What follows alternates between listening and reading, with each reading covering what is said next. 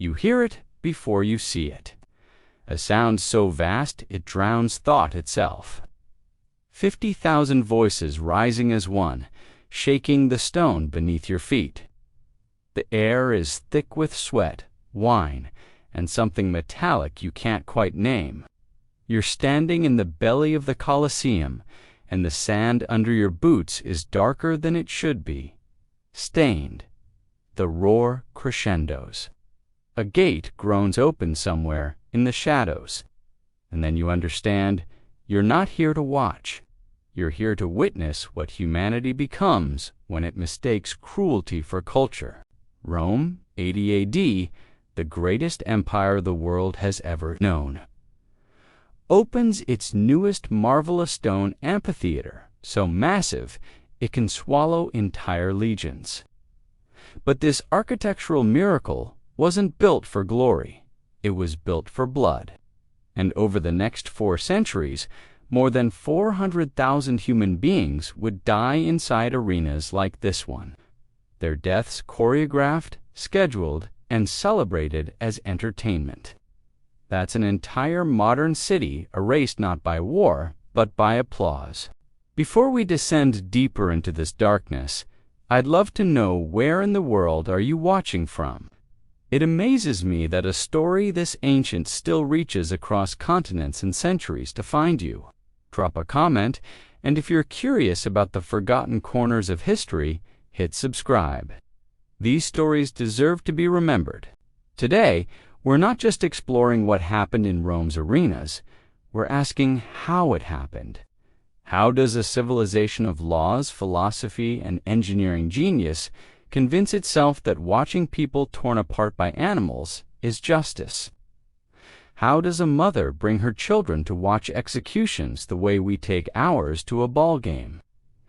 And most haunting of all, what does it say about us that we're still fascinated by it? Because Rome didn't stumble into brutality. It engineered it. Every death was deliberate. Every scream was part of a system. And by the time we're done, you'll understand that the Colosseum wasn't just a stadium. It was a machine designed to reshape the human soul. The first thing you need to understand is scale. When Emperor Titus inaugurated the Colosseum, he didn't throw a party, he threw a massacre. 100 consecutive days of games, 90 deaths per day. Do the math. That's 9,000 lives human and animal extinguished to celebrate a building. 9,000 individual stories, fears, final breaths, all reduced to a single statistic in the imperial ledger.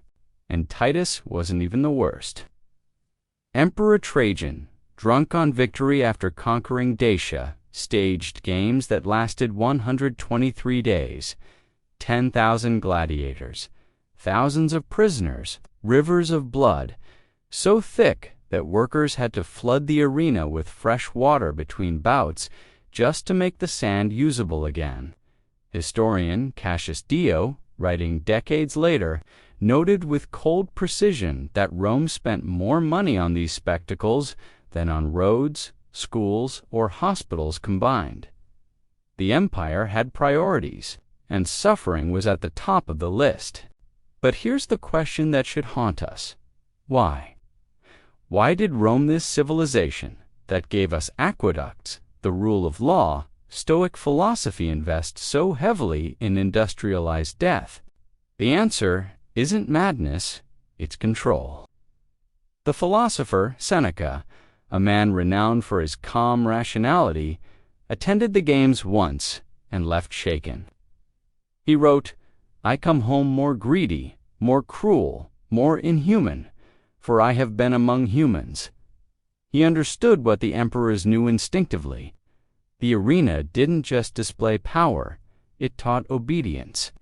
Every execution, every beast unleashed, every criminal torn apart sent a single thunderous message to the crowd. This is what happens to those who defy Rome. But the genius and the horror of the system was that it didn't feel like propaganda. It felt like entertainment. To understand how Rome arrived at the Colosseum, We need to travel back to a day that changed everything.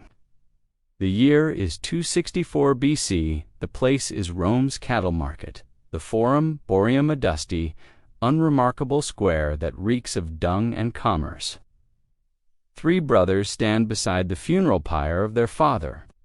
They are wealthy, ambitious, and they've decided that the traditional offerings of wine and song aren't enough to honor his memory. So they do something new. They purchase 6 slaves, arm them in pairs, and order them to fight to the death. The crowd that gathers isn't large at first, curious merchants, bored laborers. But as the first man falls, as his blood darkens the dust, something shifts. The onlookers lean in, they whisper, they stay. And when the last fighter dies, the brothers notice something crucial. People are talking about them, about their wealth, their power, their piety. This was the birth of the Munista service ode to the dead. The Romans borrowed the concept from their enemies, the Campanians and Samnites, who believed restless spirits could only be soothed by spilled blood. But Rome, ever practical, saw a different opportunity. A funeral drenched in blood didn't just honor the dead, it advertised the living. It said, "We command not just wealth, but life itself." Within a generation, every ambitious politician in Rome was hosting funeral games. The Senate called it piety. The people knew it was spectacle, and the spectacle kept growing. By the time wooden stands gave way to permanent stone amphitheaters, the message had been carved into every seat. Rome doesn't just conquer armies, it conquers death. And soon, ordinary bloodshed wouldn't be enough. The people wanted novelty. They wanted the impossible made real. They wanted to see the world itself brought low before Roman power. Enter the animals: lions from the deserts of North Africa, leopards from the Caucasus, crocodiles dragged up the Nile, elephants, bears, wolves, even ostriches, creatures from the farthest edges of the known world, all transported at staggering cost to die in the sand. The Romans called these spectacles Venatians, hunts. But the word is a lie. There was no sport in it, no contest. These were executions dressed up as theater. When Julius Caesar unveiled the first giraffe ever seen in Europe, the crowd gasped. They named it Camelopardalus, the camelopardalus, the camel leopard, because Rome had no word for such a creature. For a moment, there was wonder. And then they threw it into the arena and tore it apart. The message was unmistakable. If Rome could break even nature's strangest marvels, what hope did any rebellion have? The slaughter became industrial. Behind the pageantry was a supply chain that spanned continents, caravans crossing deserts, fleets navigating treacherous coasts, dozens of handlers crushed, mauled, drowned before the animals even reached Rome. Pliny, the elder, naturalist, and imperial official, warned that entire species were vanishing from their native lands. Lions, elephants, hippos, all pushed toward extinction, not by accident, but by design. Archaeologists have found animal bones from these events, marked by deliberate starvation, proof that the beasts were weakened before the show to guarantee faster, bloodier kills. Even cruelty had a schedule. Even death had a script. But animals alone couldn't satisfy Rome's hunger for drama. The crowd needed human stakes. They needed heroes and villains, suspense and resolution. They needed gladiators. We imagine gladiators as noble warriors evenly matched, saluting the emperor before an honorable duel. The reality was far uglier. Most fights weren't contests. They were executions disguised as sport. Criminals, slaves, prisoners of war men who'd never held a weapon tossed into the sand with wooden swords and told to face trained killers. The crowd jeered as they stumbled, laughed as they begged. But some gladiators were professionals, and their fights were exercises in calculated tension. Each fighter type was designed to create psychological drama. The retiarius fought with a fisherman's net and trident fast, exposed, vulnerable. His opponent, the secutor, wore a smooth, egg-shaped helmet specifically designed to deflect that net. It wasn't about fairness, it was about suspense. Would the hunter ensnare his prey, or would the prey's blade break through first? Some matches pitted one man against a dozen. Others became miniature wars, hundreds of fighters clashing until the sand turned to mud. Helmets blinded men, armor weighed them down. Every piece of equipment was weaponized, suffering, and always the crowd decided. Thumbs up, thumbs down. Mercy or death determined by strangers eating honeyed nuts in the sun. The German historian Kathleen Coleman found records showing that emperors sometimes pardoned skilled fighters, not out of compassion, but because training replacements was expensive. Even mercy had a price tag.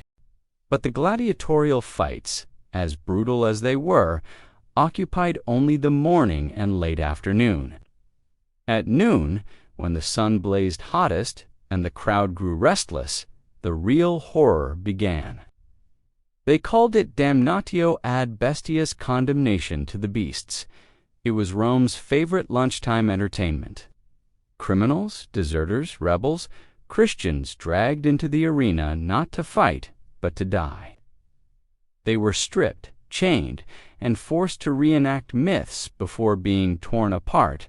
A thief might be mauled by wolves, an arsonist burned alive, a traitor thrown to starved lions. Each death was a morality play written in blood, a warning to the crowd about what happens when you step outside Rome's order. The poet Martial, present at the Colosseum's opening, documented one such execution with chilling precision. A man was dressed as Orpheus, the legendary musician who tamed wild beasts with song. He stood on a painted stage trembling, a lyre in his hands. The crowd laughed as he plucked hesitant notes. Then a gate opened, a bear charged. In the myth, Orpheus charms the animals. In the arena, the bear tore him apart. Martial wrote, "We saw Orpheus. Had he delayed, the beast might have obeyed, but he was torn apart." Another man played Daedalus, the craftsman who built wings to escape Crete. They strapped crude wooden feathers to his arms, pushed him to the top of a scaffold, and told him to fly. He leaped perhaps, hoping for a quick death and plunged into the beasts below. Martial quipped bitterly. He must have wished for real feathers. And then there was Pasiphae. The opening scene that began our story, the woman forced into a bronze mechanical cow. The bull released, the crowd cheering as myth became rape. Martial recorded it. Tertullian condemned it. But no one stopped it, because in Rome, these weren't atrocities. They were theater. The philosopher and Christian critic Tertullian wrote with barely restrained fury, "They prostitute modesty to cruelty, and cruelty to amusement." Every myth became an excuse for murder. Every legend a mask for horror. By controlling the stories, Rome controlled the minds of its people. But even this wasn't enough. Because the next evolution of Roman spectacle would require something no amphitheater had ever attempted, turning the arena itself into an ocean. Julius Caesar asked the question first, what if death could be performed on water? The answer birthed one of history's most extraordinary atrocitas anomachia, or mock naval battle. Imagine an enormous artificial lake dug beside the Tiber River, filled with water, ships, and thousands of doomed men. Real warships, real weapons, real blood. all for sport. Captives from conquered lands were forced onto these vessels, dressed as enemy fleets, and ordered to fight to the last man. The audience cheered from shore as catapults thundered, arrows filled the sky, and the water turned red. None of them would leave alive. Augustus later expanded the concept beyond belief, creating a basin nearly 2,000 feet long, supplied by a dedicated aqueduct. He staged a battle between 30 ships and 3,000 prisoners. The result, a floating slaughterhouse. By 52 AD, Emperor Claudius drained an entire natural lake fossen, Lake 4, his own Grand Nomakia. When the condemned greeted him with the now legendary words, Avenue, Imperator, Morituri, Te Salutant, Hail, Emperor, those who are about to die salute you. They gave history one of its most haunting lines. Centuries later, the Colosseum itself was fitted with channels that allowed water to flood the arena floor. Within hours, the sand transformed into a miniature sea. One day, men fought as gladiators. The next, they drowned in ships. Rome's cruelty had evolved into engineering. As the centuries wore on, the line between execution and entertainment blurred beyond recognition. Criminals were burned alive in pitch-soaked tunics to light the night sky. Tertullian called them living torches. The crowd called them beautiful. Men and women were crucified inside the amphitheater as part of the show-taking hours, sometimes days to die, while vendors sold food and children laughed in the stands. And then came the emperors themselves. None more infamous than Commodus the Emperor, who made himself a gladiator. Dressed as Hercules, wearing a lion skin and wielding a club, he slaughtered crippled animals by the hundreds. He fought gladiators, but only under one rule: he must always win. He entered the arena 700 times. Each victory cost the empire a fortune. The audience was forced to cheer or face death themselves. Historian Cassius Dio wrote bitterly that Commodus's reign turned the arena into a mirror of the empire itself, rigged, corrupt, and soaked in blood. By now, the Colosseum wasn't a monument to bravery. It was a cathedral of control. But eternity, as history loves to prove, is an illusion. By the late 3rd century AD, Rome's arenas were bleeding the empire dry.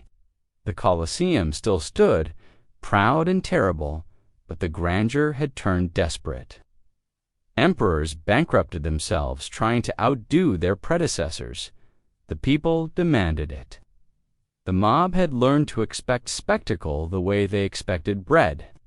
The poet Juvenal coined the phrase panem et circenses, bread and circuses. It wasn't satire. It was prophecy. The arena had done what no army could. It conquered the Roman mind. Children grew up cheering death. Citizens learned to associate violence with justice, humiliation with order. Compassion became weakness. Mercy became treason. Seneca's confession echoed across generations. I come home more cruel, more inhuman, for I have been among humans. Meanwhile, beyond the marble walls, the empire was cracking. Barbarian invasions, economic collapse, plagues. The same emperors who spent fortunes on blood shows neglected armies, roads, schools, and yet the people didn't rebel. Why would they? The games kept them docile, distracted, entertained till one day even the circuses couldn't drown out the truth. The empire was dying. By the 5th century, the arenas fell silent. The Colosseum stood empty. Grass grew over the sand where thousands had perished. Its arches, once shaking with cheers, now echoed with wind and silence. Christian writers, once the victims of the shows, condemned them as symbols of Rome's moral collapse. Tertullian called the games the seed of cruelty. Augustine declared them a sickness of the soul. The lesson came too late. The empire that glorified violence fell to violence. The civilization that celebrated control lost control of itself. Walk through the Colosseum today, and you'll hear tour guides speak of its architecture, its genius, its grandeur. Few speak of the truth carved into every stone, cruelty rehearsed until it felt normal. Rome didn't fall in a single day. It eroded from within one cheer, one death, one spectacle at a time. The warning isn't buried in the past. It's right there, echoing through the corridors. The Colosseum was never about blood alone. It was about power through performance, obedience through awe, control through cruelty. Every animal hunt, every execution, every myth retold in screams served a single purpose: to convince the people that Rome's rule was divine, unshakable, eternal. But no power is eternal. Every empire that builds its foundation on human suffering eventually collapses beneath the weight of its own applause. The ruins of Rome aren't just stone. They're a mirror reflection of what happens when entertainment replaces empathy, when spectacle becomes morality. And that mirror is still waiting for us to look.